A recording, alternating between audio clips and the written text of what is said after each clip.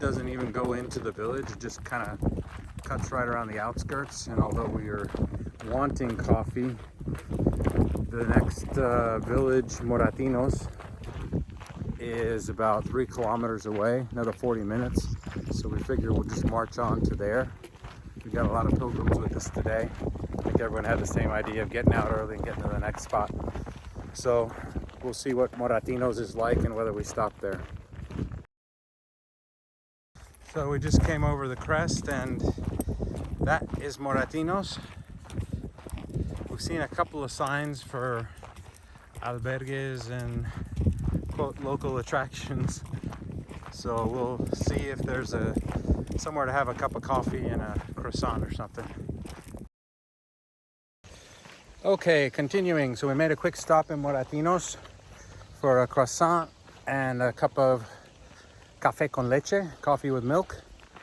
Not spectacular, but given where we are, kilometer 388 I'm looking at here as we go by. It was worth the stop to refuel. We've still got 2 hours till we get to our stop for the night, Sahagún. And just because we're passing it here, there's a little rest area. This one's not so great, but it's okay. But you cross these all along the Camino. There are rest stops that a lot of people will buy themselves some, stop in a grocery and make their own sandwich or whatever, and then stop and do a little picnic and then keep on going. We're more the type that like to just march straight through as much as possible and get to our next destination and then regroup. Although today we stopped for coffee just because we left, what was it called? Calzadilla de la Cueza. So early, just because it was something we wanted to put in our rearview mirror. Not a great stay. But we're now about 2 hours out from the next stop, and it's a decent sized village around, I think it was 1800. So we'll get some shots there when we arrive. And as you can see behind me, we're now walking on compacted gravel. There was some little bit of a stretch earlier that was stone, kind of river rock.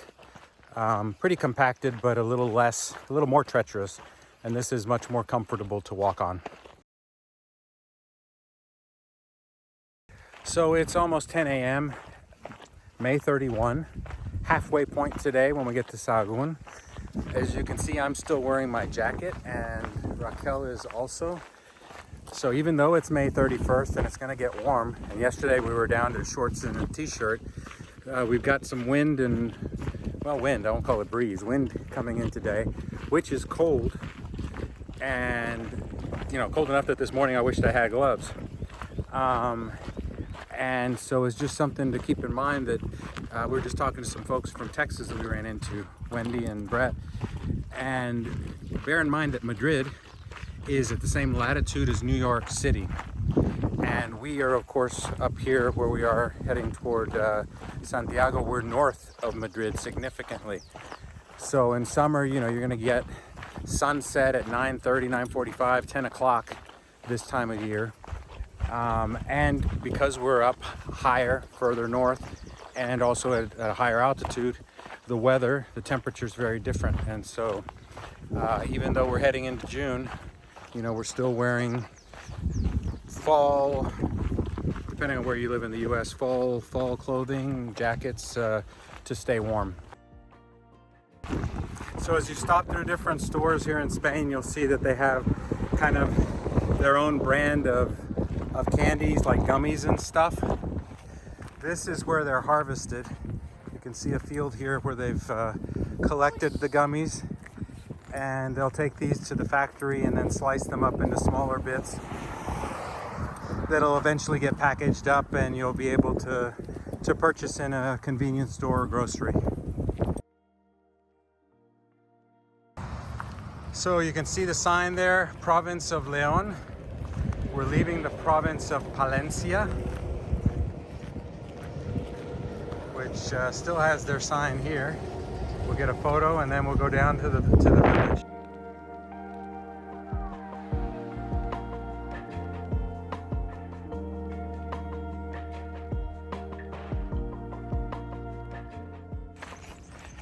And Raquel and I were talking about lessons learned, and one, now that we're coming into León, which is a larger town, not today, but in a couple of days, is when you're planning your trip and you look at your hotels or hostels, whatever you decide to stay in, especially in the big cities, look at exactly where in town they are. And I say that because we were talking about our entry into Pamplona, and when we got to Pamplona, It was like a 4.5, 4:45 march, more or less. But our hotel was at the other end of town. And in a city like Pamplona, that was what, 200,000, 280, something like that? 200,000. Big enough that it's another 45-minute walk across town to get to your hotel or your overnight stay. So when you're planning your trip, whether you do it in advance or whether you're doing it on the march as you're going, take that distance, especially in the big towns, into consideration and add it on to the total for your day's trek. Because when you get to town and then you realize you got to walk 45 minutes more, it's not a happy moment. Wanted to get another shot of the snowy stuff, same as in Burgos. This looks like it's relatively freshly fallen. Thankfully I'm not allergic to this because I do have allergies of different sorts, having lived in Austin for a while. So I brought a ton of Benadryl, but I haven't needed it. I have noticed a little bit of allergy or allergic reaction, but I think it's been dust in hotels and stuff.